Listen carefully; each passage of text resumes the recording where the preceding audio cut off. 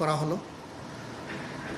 তিনি যে ঘোষণা দিয়ে গেলেন মাত্র 4 দিন আগে, এটিকে বদলে দিয়ে তিনি বললেন যে এই নির্বাচন ফেব্রুয়ারির প্রথমার্ধেও হতে পারে।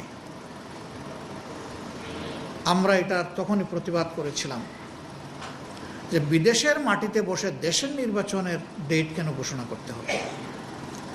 2 নম্বর, বিএনপি একমাত্র স্টেক হোল্ডার নয়, এখানে আরও নিবন্ধিত তখন 39টা বা 41টা দল ছিল।